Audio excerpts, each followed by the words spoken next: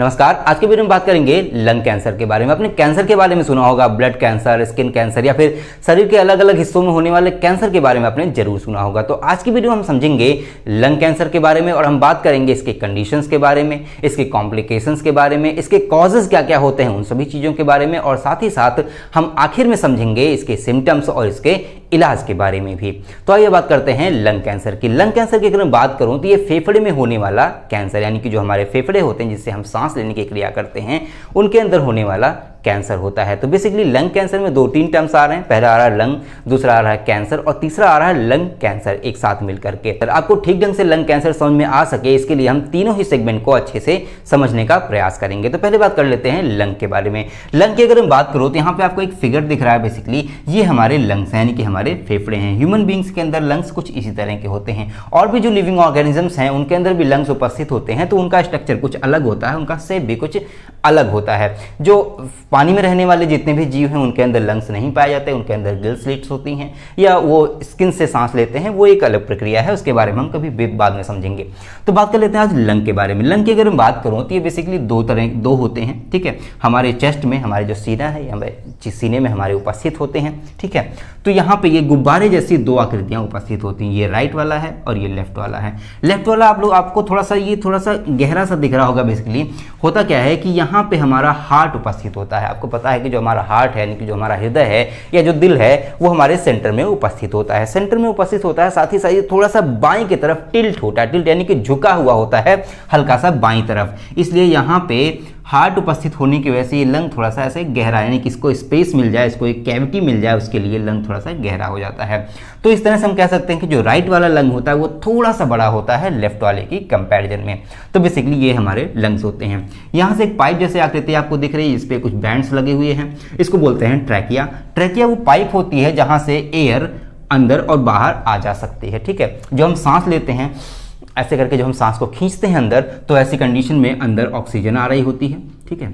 O2 यहाँ पे oxygen आ रही होती है, अंदर एंटर कर रही होती है, इन दोनों ही लंग्स में आती है और यहाँ पे एक डिफ्यूजन होता है। ऑक्सीजन बॉडी के अंदर चली जाती है, यानी कि ब्लड वेसल्स में चली जाती है और कार्बन डाइऑक्साइड यहीं पे आती है और यहाँ से कार्बन डाइऑक्साइड बाहर निकल जाती है, ठीक है। यहाँ पे CO2 बाहर निकल जाती है बेसिकली। तो यहाँ पे दो क्रिया हो रही होती है। जो हम सांस लेते हैं तो ऑक्सीजन अंदर जाती है, जो हम सांस छोड़ते हैं तो ऐसे कंडीशन में लंग्स के थ्रू ही ये कार्बन डाइऑक्साइड बाहर निकल जाती है, ठीक। अगर इसकी प्रक्रिया की बात करें तो इसके अंदर छोटे छोटे से एल्वुलाई होते हैं, बेसिकली गुच्छे की आकृति में, ऐसे कुछ गुच्छे जैसे आकृति में। मैं दूसरा मार्कर ले लूँ, एक मिनट। देखिए ये कुछ गुच्छे की आकृति में ऐसे ही, ठीक है। अंगूर के गुच्छे आपने देखे हैं, अंगूर के गुच्छे जो ग्रेप्स के बंचेज होते हैं, बेसिकली उसी तरह की ये कुछ गुच्छे होते हैं। ऐसी ही आकृतियां यहाँ पे ढेर सारी उपस्थित होती हैं। इनकी पूरे लंग्स जो होते हैं वो ऐसे ही गुच्छे जैसी आकृतियों से मिलकर के बने होते हैं। इसको बोलते हैं एल्वुलाई। बेसिकली जो ग्रुप होता है, ठीक है, ये जो ग्रुप होता है उसको बोलते हैं एल्वुलाई। लेकिन ये जो एल्वुलाई जिस छोटी छोटी आकृतियों से मिलकर के बना होता है उसको बोलते हैं एल्वुलर डक्ट, ठीक है। उसको बोलते हैं एल्वुलर डक्ट। उसकी आकृति कुछ इस तरह की होती है, बेसिकली एक तरह से घड़े जैसी उसकी आकृति होती है। ऐसी ही कई सारी मिलियंस की संख्या में आकृतियां मिलकर के इस पूरे लंग को बनाती हैं, ठीक है। अब ये जो स्पेसियस घड़े जैसी आकृति है जिसको बेसिकली हम एल्वुलर डक्ट बोलते हैं, इसी के अंदर ऑक्सीजन आता है और यहीं से कार्बन डाइऑक्साइड बाहर निकल जाता है। बेसिकली जो हम सांस लेते हैं तो ऐसी कंडीशन में यहाँ पे O2 एंटर करता है एयर के साथ में, ठीक है। तो जितना भी एयर में O2 यानी कि ऑक्सीजन उपस्थित होता है, यहाँ से ब्लड वेसल्स गई होती हैं, वो ऑक्सीजन इसके अंदर ट्रांसफर होता है, यानी कि ब्लड वेसल के अंदर ट्रांसफर हो जाता है और ब्लड वेसल से वो आगे बढ़ जाता है, ठीक है। उसी ब्लड वेसल में इधर से CO2 आ रहा होता है बेसिकली, ठीक है। यहाँ से CO2 आ रहा होता है, वो जैसे ही इस एल्वुलर डक्ट के पास पहुँचता है तो तुरंत ही वो CO2 इस एल्वुलर डक्ट में ट्रांसफर हो जाता है और यहीं से जब हम एक्सपायरेशन करते हैं, ठीक है, एक होता है इंस्पायरेशन, एक होता है एक्सपायरेशन। जब इंस्पायरेशन करते हैं, यानी कि सांस को जब अंदर खींच रहे होते हैं तो ऐसे में ऑक्सीजन आती है। जब हम एक्सपायरेशन कर रहे होते हैं, हम बाहर निकाल रहे होते हैं सांस को, तो ऐसी कंडीशन में CO2 बाहर निकल जाती है, ठीक है। तो ये होता है, इस तरह से हमारा सांस की जो क्रिया है यानी कि श्वसन क्रिया जो है उस तरह से संपन्न हो जाती है। तो बेसिकली ये जो स्ट्रक्चर है वो एक तरह का सैक लाइक या पाउच लाइक स्ट्रक्चर हो सकता है, कह सकते हैं आप, या फिर घड़े जैसी आकृति बेसिकली उसकी होती है, जैसा कि मैंने आपको यहाँ पे बताया। ठीक, तो ये जो लंग हैं ये पूरी तरह से पोरस होते हैं क्योंकि ये घड़ी जैसी आकृति से मिलकर के बने हुए होते हैं। ठीक है, आपने स्पंज देखा है, बेसिकली आपने स्पंज देखा है जो सूखता होता है, बेसिकली जो पानी को सोखने का काम करता है, कुछ ऐसी ही आकृति इसकी भी होती है, बहुत ज़्यादा पोरस होता है। इसको अगर फैलाएंगे तो इसके अंदर स्ट्रेचेबिलिटी की कंडीशन बहुत ज़्यादा होती है, यानी कि इसकी जो प्रॉपर्टी है वो पूरी तरह से स्ट्रेचेबल है, इसको आप खींच सकते हैं, बढ़ा सकते हैं। ऐसे में जब इसके अंदर एयर एंटर करती है तो ये फूल जाते हैं, ठीक है, और जब एयर बाहर निकालना होता है तो ये पिचक जाते हैं, जिस वजह से एयर बाहर निकल जाती है। इसके लिए एक और स्ट्रक्चर यहाँ पे काम करता है, उसको बोलते हैं डायाफ्राम। ठीक है, उसके बारे में हम कभी और बात करेंगे। तो डायाफ्राम जो होता है वो इस लंग की हेल्प करता है बेसिकली सांस को अंदर बाहर आने और जाने में। ठीक है, एक्सपायरेशन और इंस्पायरेशन में ये जो डायफ्राम होता है ये एक ऐसा स्ट्रक्चर है जो लंग को पिचकाने और मतलब सिकोड़ने और फैलाने का काम करता है ताकि अंदर हवा अंदर यानी कि जो एयर है वो अंदर आ सके और एयर बाहर जा सके। ठीक है, तो इस तरह से हमारी श्वसन की क्रिया होती है। अब चूंकि ये हमारा एक बॉडी ऑर्गन है तो बॉडी ऑर्गन आप सभी को पता है सेल से मिलकर के बने हुए होते हैं। सेल से मिलकर के बने हुए होते हैं तो इनके अंदर सेल डिवीजन की क्रिया जरूर होगी क्योंकि जो भी सेल्स होती हैं उनके अंदर डिवीजन की प्रॉपर्टी होती है, यानी कि वो मल्टीप्लाई करते हैं। ठीक, ऐसे में मैं यहाँ पे मिटा दूँ, देखिए ऐसे में होता क्या है कि मान लीजिए ये एक सेल से बन करके बनी होती है, यहाँ पे एक न्यूक्लियस हो गया, ठीक है, यहाँ पे बहुत सारी चीज़ें हैं। तो ये जो लंग है वो भी बेसिकली सेल से ही मिलकर के बना हुआ है। तो मैंने आपको पिछले वीडियो में बताया हुआ है, फिर भी मैं यहाँ बता देता हूँ कि जो सेल होते हैं बेसिकली वो जीन से कंट्रोल हो रहा होता है। जीन यानी कि डीएनए और आरएनए। डीएनए और आरएनए यानी कि बेसिकली जो डीएनए होता है वो हमारे जीन को जो डीएनए होता है वो हमारे सेल को कंट्रोल करता है इसके डिवीज़न को। ठीक है, ये 1 से 2, ठीक है, 2 से बेसिकली 4, 4 से 8 बनने की जो कंडीशन है या जो ये मल्टीप्लिकेशन की जो कंडीशन बन रही है उसको कंट्रोल कौन करता है? डीएनए करता है, यानी कि हमारे जो जीन हैं वो इसे कंट्रोल करने का काम करते हैं।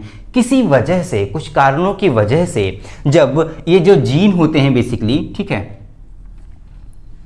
जीन जो होते हैं उनका जो कंट्रोल है वो इस सेल के ऊपर से खत्म हो जाता है, या जो जीन होते हैं उनके अंदर किसी वजह से म्यूटेशन आ जाता है या फिर कोई परिवर्तन आ जाता है जिस वजह से ये सेल को कंट्रोल ठीक ढंग से नहीं कर पाते हैं। जैसे ही इसके ऊपर से यानी कि सेल के ऊपर से जीन का कंट्रोल खत्म होता है ये अनलिमिटेड, ठीक है, अनलिमिटेड मतलब कि इसका कोई लिमिट नहीं रह जाती है सेल डिवीजन की, ये अनलिमिटेड सेल डिवीजन करना स्टार्ट कर देते हैं। ठीक है, बेसिकली इसी अनकंट्रोल्ड सेल डिवीजन को हम कैंसर कहते हैं। ठीक है, तो मैंने बात कर ली लंग के बारे में, लंग का बेसिकली काम क्या होता है, लंग किस तरह से इसका स्ट्रक्चर क्या होता है, ठीक है, और कैंसर बेसिकली होता क्या है। अब हम समझेंगे कि लंग कैंसर बेसिकली क्या होते हैं। देखिए, चूंकि मैंने बताया कि जो लंग हैं वो सेल से बने हुए होते हैं, तो सेल के अंदर डिवीजन होता है। अब जब इसके अंदर सेल डिवीजन हो रहा होगा, ठीक है भाई, इसके अंदर जो सेल डिवीजन है, जो सेल्स हैं वो डिवाइड करेंगी, कभी ना कभी डिवाइड तो करेंगी ही, ठीक है। तो ऐसी कंडीशन में मान लीजिए जो जीन इस सेल को यहाँ पे कंट्रोल कर रहे हैं उस सेल में कोई म्यूटेशन आ गया, कोई परिवर्तन आ गया, या जो सेल्स हैं वो ब्रेक हो गए या फिर किसी वजह से वो डैमेज हो गए, ठीक है, डैमेज होने की कंडीशन में यहाँ पे जो सेल्स उपस्थित होंगी वो बेसिकली वो कई सारी सेल्स में डिवाइड होना शुरू कर देंगे, उनके ऊपर से कंट्रोल खत्म हो जाएगा। ठीक है, अब जैसे ही कंट्रोल खत्म होगा, मान लीजिए इस जगह पे जैसे ही कंट्रोल खत्म हुआ तो यहाँ पे अनलिमिटेड या अनकंट्रोल्ड सेल डिवीजन स्टार्ट हो गया। अनकंट्रोल्ड जब सेल डिवीजन स्टार्ट हो जाएगा तो एक पर्टिकुलर जगह पे बहुत सारी सेल्स इकट्ठा हो जाएंगी। बहुत सारी जब सेल्स इकट्ठा हो जाएंगी तो बेसिकली एक तरह का उभार आ जाएगा। ठीक है, एक तरह का, जैसे मान लीजिए ये है, ये सरफेस है, तो उस पर एक ऐसे टाइप का उभार आ जाएगा। तो बेसिकली ये जो उभार है इसी को हम बोलते हैं ट्यूमर। ठीक है, ट्यूमर का मतलब होता है एक पफ जैसी आकृति, यानी कि एक ऐसी आकृति जो सरफेस से बाहर निकल आई हो, उसको बेसिकली हम ट्यूमर बोलते हैं। अभी जो ट्यूमर है वो बढ़ने लगता है। ठीक है, अभी जब बढ़ने लगता है तो ऐसे में आसपास की जो सेल्स होती हैं उनको भी ये इन्फेक्शन फैलाने लगता है। अब जब इन्फेक्शन फैलेगा, यानी जो कैंसरस सेल है, बेसिकली मैंने आपको बताया नहीं कि जो ये सेल जिनके ऊपर से जीन का कंट्रोल खत्म हो गया, जिनके अंदर अनलिमिटेड सेल डिवीजन हो रहा है, उनको हम कैंसरस सेल भी बोलते हैं। ठीक है, तो यहाँ पे जो सेल हैं जिनके अंदर अनकंट्रोल्ड सेल डिवीजन हो रहा है लंग के अंदर, वो उनको बोलेंगे कैंसरस सेल्स। तो जो कैंसरस सेल्स हैं उनका इन्फेक्शन दूसरे भी सेल्स में फैलने लगेगा।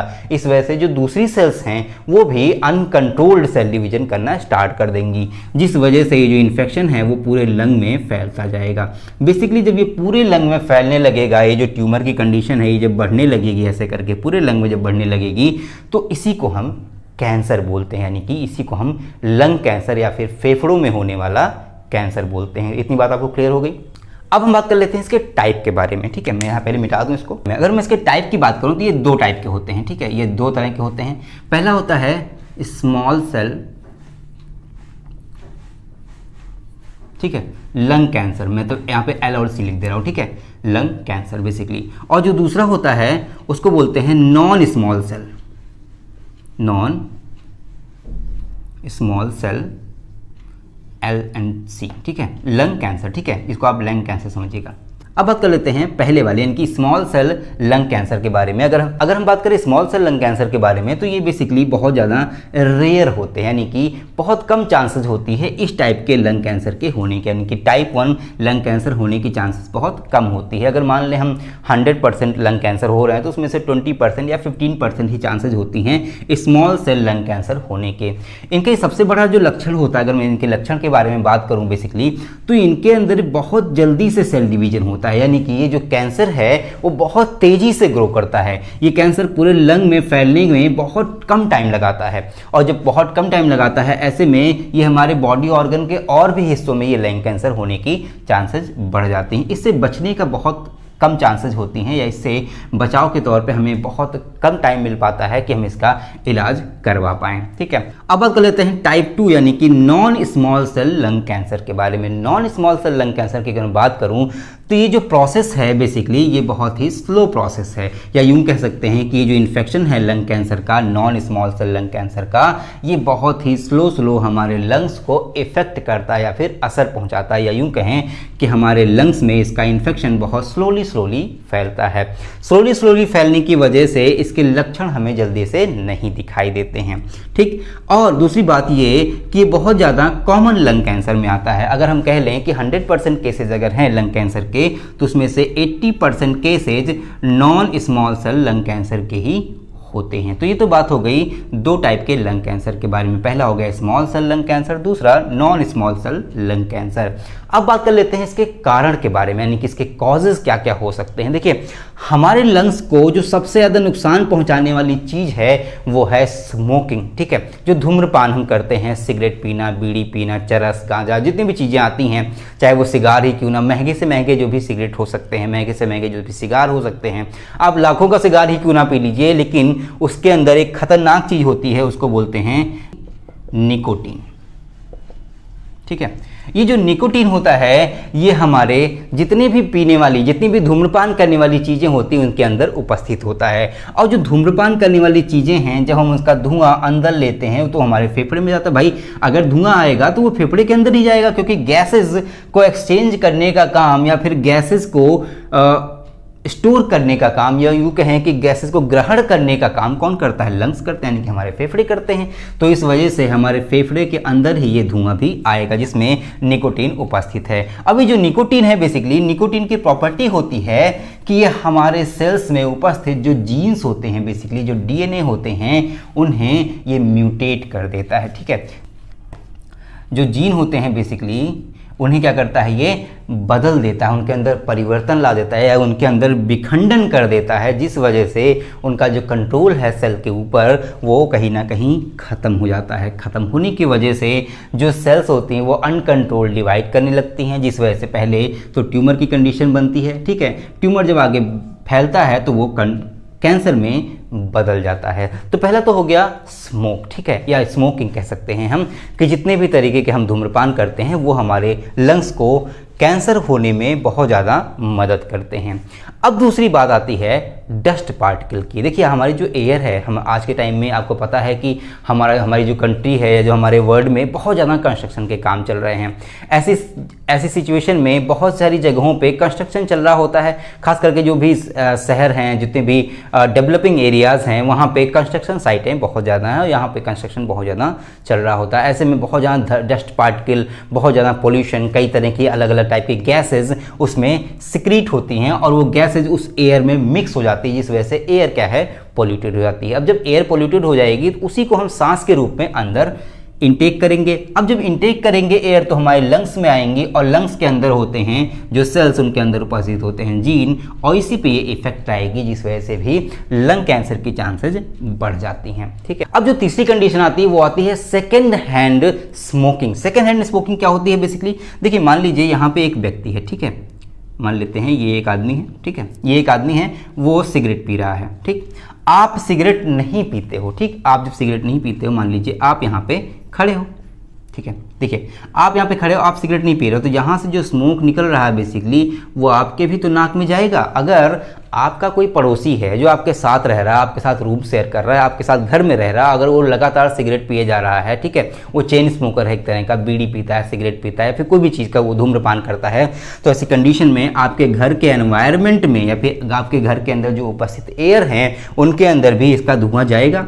अब वो धुआं आपके भी नाक के अंदर यानी कि आपके भी फेफड़े के अंदर जाएगा, तो इसी को बोलते हैं बेसिकली सेकेंड हैंड स्मोकिंग। यानी कि आपने खुद नहीं स्मोकिंग की, आपने सेकेंड हैंड यानी कि दूसरे की वजह से आपके अंदर ये स्मोक जो है, निकोटीन वाला जो स्मोक है वो आपके अंदर चला गया। इस वजह से भी आपके अंदर जो जीन है उनके अंदर परिवर्तन आ सकता है या फिर कैंसरस सेल डेवलप हो सकती हैं। अब बात आती है जो अगली कंडीशन की, वो है रेडियोथेरेपी। आपने अगर पास्ट टाइम में कभी कोई रेडियोथेरेपी कराई हो, कोई मान लीजिए आपके चेस्ट के हिस्से में आपने कोई रेडियोथेरेपी कराई, किसी का इलाज कराया हो, तो उस वजह से भी चूंकि रेडियोथेरेपी में रेडियो वेव्स आपके ऊपर डाली जाती है, चेस्ट के ऊपर रेडियो वेव डाली गई, जिस वजह से आपके लंग्स के ऊपर भी उनका इफेक्ट आ सकता है। इन फ्यूचर आगे चल करके हो सकता है कि वो कैंसरस सेल को डेवलप कर दे, ठीक है। जब कैंसर सेल डेवलप हो जाएंगी तो इस वजह से हमारे लंग्स में कैंसर होने की चांसेस बढ़ जाती हैं। एक और कंडीशन बनती है रेडॉन गैसेस की। बेसिकली जो हमारे एनवायरनमेंट में कुछ रेडॉन गैसेस सिक्रीट होने लगती हैं। देखिए जो यूरेनियम होता है बेसिकली, जब वो सॉइल के अंदर जब नेचुरली वो डिस्ट्रक्ट होता है, यानी कि जब उसका विखंडन होता है, जब वो अलग अलग अपने अलग अलग सब मॉलिक्यूल्स में टूटता है, या यूँ कह लें कि उसका जो रेडिएशन है जब वो फैलता है सॉइल के अंदर, तो ऐसे में सॉइल के अंदर से एक गैस निकलती है जिसको बोलते हैं रेडॉन, ठीक है। रेडॉन जो गैस है वो भी कहीं ना कहीं हमारे लंग्स में कैंसरस सेल को डेवलप करने का काम करती है। तो ये तो हो गए मेन कॉजेज जिसकी वजह से हमारे अंदर लंग कैंसर होने की चांसेस बढ़ती हैं। अब बात कर लेते हैं इसके सिम्टम्स के बारे में, या फिर ये कौन कौन से लक्षण हो सकते हैं जिस वजह से हमें पता चल पाए कि लंग कैंसर हमारे अंदर होने की चांसेस बन रहे हैं या फिर हमें लंग कैंसर हो गया है। बात करें अगर इसके लक्षण के बारे में, इसके सिम्टम्स के बारे में, तो जो पहला सिम्टम आता है वो हमें कफिंग होती है, ठीक है, हमें खांसी बहुत ज़्यादा आने लगती है। क्योंकि हमारे जो लंग्स हैं उनके अंदर कोई जब भी कोई दिक्कत आएगी, कोई भी समस्या आएगी, तो ऐसे में उसे रिप्रेजेंट करने के लिए जो बॉडी है वो एक प्रतिक्रिया व्यक्त करेगी जो खांसी के रूप में आएगी, ठीक है। खांसी आएगी और हमें बहुत ज़्यादा खांसी आएगी, ठीक है, हमें बहुत ज़्यादा कफिंग होगी और साथ ही साथ कफ की जगह पे ब्लीडिंग होगी, यानी कि हमारे ब्लड्स निकल रहे होंगे, ठीक है। जो हम खांस रहे होंगे ऐसी कंडीशन में हमारे अंदर ब्लड निकलने की भी चांसेस बनती हैं। दूसरी जो कंडीशन बनती है वो आती है हमारा जो चेस्ट कैविटी है, ठीक है। बेसिकली जो चेस्ट कैविटी है, जो हिस्सा, इतना हिस्सा जहाँ पे लंग्स हैं, वहाँ पे पेन आपको हो सकता है। पेन इस वजह से क्योंकि जो लंग कैंसर्स हैं ये सेल्स डैमेज हो रही होंगी, ठीक है। अब जब ये डैमेज होंगी तो यहाँ से एक पेन उठेगा और साथ ही साथ जो लंग कैंसर है उनका असर यहाँ पे उपस्थित जितनी भी रिब्स हैं, जो भी बोन्स हैं यहाँ पे उपस्थित हैं, उनके अंदर भी इनका असर जाएगा, जिस वजह से हमारे जो बोन्स हैं उनके अंदर दर्द हो सकता है। ती हो गई। और तीसरी अगर बात करूं, तीसरी जो कंडीशन की या तीसरी जो सिम्टम्स की अगर बात करूं, तो आपकी जो चेस्ट कैविटी है बेसिकली ये डायफ्राम के ऊपर वाली, मैंने बताया था आपको, नीचे डायफ्राम होता है, ऊपर लंग्स हमारे होते हैं। तो इस चेस्ट कैविटी में लिक्विड सब्सटेंस इकट्ठा होने लगता है, यानी कि इसके अंदर द्रव पदार्थ भरने लगता है। आपको कुछ फील होगा अजीब सा, आपको ऐसे लगेगा कि भारी भारी सा है, या फिर आपको सांस लेने में तकलीफ होगी। मेन सिम्टम की अगर मैं बात करूँ तो आपको सांस लेने में तकलीफ होगी, चूंकि आपके लंग्स इफेक्टिव हो गए हैं या फिर के लंग्स डैमेज हो रहे हैं। इस सिचुएशन में आपको सांस लेने में तकलीफ होगी, यानी कि आपको शॉर्ट ब्रीदिंग होने लगेगी, आप लंबी लंबी सांसें नहीं ले पाएंगे, आप छोटी छोटी सांसें, यानी कि आपकी जो सांस है वो फूलने लगेगी। अब बात आती है इसके इलाज के बारे में। देखिए, मैंने आपको जो भी सिम्टम्स बताए, अगर ऐसे कोई सिम्टम्स आपके अंदर दिख जाते हैं या फिर किसी पेशेंट के अंदर ऐसे कोई सिम्टम दिख रहे हैं, उसको कफिंग हो रही है, उसको सांस लेने में तकलीफ हो रही है, उसके चेस्ट कैविटी भी कुछ लिक्विडी सब्सटेंस जैसे भरा भरा सा लग रहा है, भारीपन फील हो रहा है, या फिर उसके चेस्ट में पेन हो रहा है, ठीक है, तो ऐसी कंडीशन में जो आप डॉक्टर से कंसल्ट करेंगे तो आपका सिटी स्कैन करेगा, सिटी स्कैन या भी और भी कुछ टेस्ट लिखेगा। टेस्ट करने के बाद वो पता कर पाएगा कि आपके लंग्स में या फिर आपके जो फेफड़े हैं उनके अंदर कैंसरस सेल डेवलप हो रही हैं या नहीं हो रही हैं, या उसकी स्टेज क्या है। अगर वो इनिशियल स्टेज पे होगा, स्टार्टिंग स्टेज पे होगा, तो आपको आराम से बचाया जा सकता है, यानी कि आपका इसका ऑपरेशन किया जा सकता है। ऑपरेशन करके जो कैंसरस सेल का जो एरिया है वहाँ से कैंसरस सेल को रिमूव कर देंगे, जिस वजह से कैंसर आगे फैल नहीं पाएगा या कैंसरस सेल आगे डेवलप नहीं हो पाएंगी। तो इस तरह से इसका क्योर किया जा सकता है या इसका इलाज किया जा सकता है। बेसिकली एक बात मैं आपको और बता दूं कि जो लंग कैंसर होता है, चूंकि जो मैंने आपको बताया पहली जो कंडीशन होती है, ठीक है, स्मॉल सेल लंग कैंसर की, तो स्मॉल सेल लंग कैंसर में आपको पता चल पाता है कि आपको स्मॉल सेल लंग कैंसर की यानी कि आपको लंग कैंसर की समस्या हो गई है। लेकिन जो non small cell lung cancer होता है वो धीरे धीरे फैलता है। धीरे धीरे फैलने की वजह से आपको बहुत टाइम तक पता ही नहीं चल पाता कि आपके अंदर लंग कैंसर की समस्या बन रही है या नहीं बन रही है। अब बात आती है कि इसकी प्रिवेंशन के लिए, इसके बचाव के तौर पे हम क्या चीज़ें कर सकते हैं। इसके बचाव की अगर बात करूं तो सबसे पहला जो बचाव है वो ये कि आप स्मोकिंग छोड़ दें, ठीक है। अगर आप स्मोकिंग करते हैं तो बिल्कुल ही छोड़ दें, अगर आप स्मोकिंग नहीं करते हैं तो शौकिया तौर पे स्मोकिंग बिल्कुल भी ना करें, क्योंकि स्मोक आपके अंदर आएगा, आपके लंग्स को इफेक्ट करेगा और इस वजह से आपके अंदर कैंसरस सेल डेवलप होने की चांसेस बढ़ जाती हैं और भी कार्सिनोमा वगैरह और भी सारी कंडीशंस बन सकती हैं, COPD और भी कई सारी कंडीशंस आपके लंग के अंदर होने की चांसेस बढ़ जाती हैं, ठीक है। तो ये तो हो गई स्मोकिंग की बात करें अगर एयर पोल्यूशन से बचने की, तो एयर पोल्यूशन से बचने के लिए आजकल आपको पता है कि मास्क का टाइम चल रहा है। कोरोना टाइम से आपको मास्क की हैबिट भी हो गई होगी, तो आप मास्क वेयर करें, ठीक है, आप मास्क पहन के रखें। अगर आप ऐसी जगहों पर जा रहे हैं जहाँ पे जो कंस्ट्रक्शन साइट्स हैं या फिर जहाँ पे बिल्डिंग्स वगैरह बन रही हैं, जहाँ पे पोल्यूटेड गैसेज निकल रही हैं या फिर पोल्यूटेड एयर है जहाँ पे, उस जगह पर आप अच्छे मास्क का यूज करें ताकि आपके अंदर जो एयर है वो पोल्यूटेड एयर बहुत कम एंटर कर पाए और आपके लंग्स को इफेक्ट ना कर पाए। तो ये कुछ प्रिवेंशंस हैं जिसके थ्रू आप लंग कैंसर से बच सकते हैं। तो आई होप आपको वीडियो अच्छी लगी होगी। अगर आपको अच्छी लगी तो प्लीज़ वीडियो को लाइक करें, लोगों को शेयर करें ताकि इसके बारे में यानी कि लंग कैंसर के बारे में लोगों को और ज़्यादा जानकारी मिल सके। और अगर आप चैनल पर नए हैं तो प्लीज़ चैनल को सब्सक्राइब कर लें ताकि ऐसी इंटरेस्टिंग वीडियो आपको लगातार मिलती रहे। मिलते हैं अगले वीडियो में, तब तक के लिए जय हिंद, थैंक यू।